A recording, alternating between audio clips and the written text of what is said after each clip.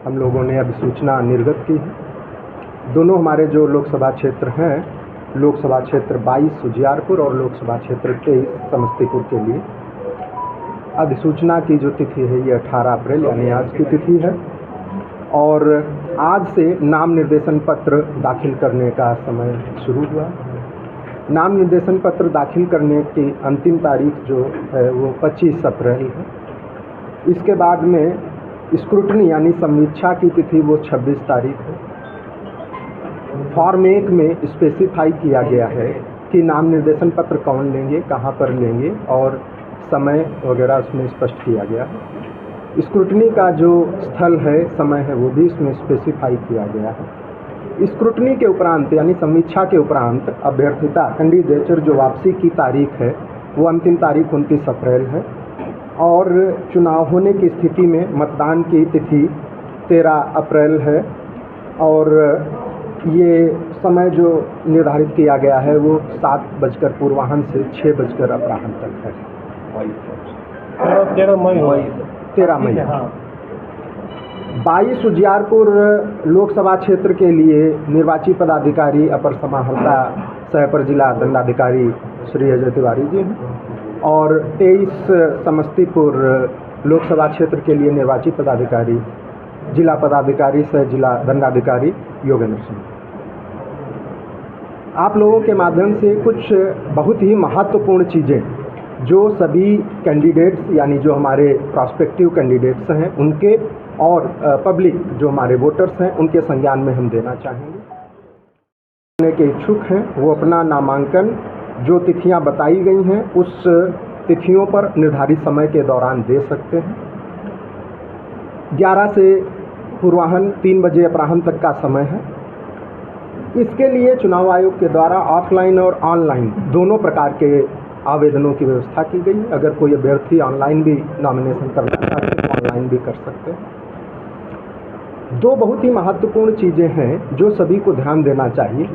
उसमें पहला है कि एफिडेविट जो फॉर्म 26 का है उसके बारे में, और अगर किसी अभ्यर्थी पर उनके क्रिमिनल एंटीसीडेंट्स हैं यानी आपराधिक उनका कोई रिकॉर्ड है उसको 3 बार उनको जो कि अवधि है, पहली बार है कि जो अंतिम तिथि है उसके बाद से 4 दिन के अंदर में उनको पहली बार प्रकाशित करना है समाचार पत्र और टीवी पर अगर उनका कोई ऐसा ब्यौरा है, आपराधिक इतिहास है तो, और दूसरी बार 5 से लेकर के 8 दिनों के बीच में, और तीसरी बार 9वें दिन से लेकर के मतदान जब होना है उससे जो चुनाव प्रचार समाप्ति है उस तक, और अगर टीवी की बात है तो उसमें 48 घंटे पूर्व तक अनिवार्य रूप से उसको प्रकाशित करना है।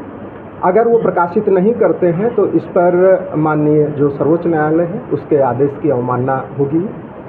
अगर किसी पार्टी के द्वारा ऐसे कैंडिडेट्स को चुनाव में खड़ा किया जा रहा है तो पार्टी के स्तर से भी इस प्रकार 3 बार जो है उनके भी स्तर से ये सूचना टीवी और समाचार पत्रों के माध्यम से सभी पब्लिक को दी जानी है। ये बहुत ही महत्वपूर्ण है। अधिकारी के कार्यालय के बाहर में वहाँ पर उपलब्ध रहेगी। दूसरा जो महत्वपूर्ण बिंदु है जिस पर सभी को ध्यान देना चाहिए वो प्रिंटिंग में जो काम करते हैं जैसे कि पब्लिशर हैं या प्रिंटर हैं जो कि चुनाव संबंधी कोई भी फ्लैक्स, पैम्फलेट, पोस्टर इत्यादि छापते हैं, उस पर है कि अनिवार्य रूप से आरपीए एक्ट के 127 के अनुसार उस पर फ्रंट पर जो है उनको नाम और जो पता है वो देना चाहिए प्रिंटर का। अगर ऐसा नहीं करते हैं तो वो भी फिर दंडनीय अपराध की श्रेणी में आएगा, और छापने के बाद में उनको अनिवार्य रूप से सूचना देना है तो वो सूचना भी उपलब्ध कराएंगे, अदरवाइज उसका भी संज्ञान लिया जाएगा। तो ये आप लोगों के माध्यम से हम पब्लिक से भी गुजारिश करना चाहेंगे कि इन चीज़ों पर अगर कहीं पर कोई सी चीज़ ऐसी है जो हम लोगों के संज्ञान में देना चाहते हैं तो दे सकते हैं। ये आम निर्वाचन दोनों जो हमारी पार्लियामेंट्री कॉन्स्टिट्यूएंसी है इसको लेकर के चुनाव आयोग की तरफ से ऑब्जर्वर्स की जो तैनाती है वो की जा चुकी है। जो व्यय संबंधी ऑब्जर्वर हैं 22 उजियारपुर लोकसभा क्षेत्र के लिए और 23 समस्तीपुर लोकसभा क्षेत्र के लिए वो दोनों ही हमारे जो प्रेक्षक महोदय हैं वो कल ही पहुंच चुके हैं और उनके बारे में भी विवरण समाचार पत्रों में दिया जा रहा है। अगर किसी को उनसे भी कुछ अपनी बात रखनी है, कोई बिंदु प्रकाश में लाना है, तो निर्धारित समय पर निर्धारित स्थल पर उनके संज्ञान में दे सकते हैं।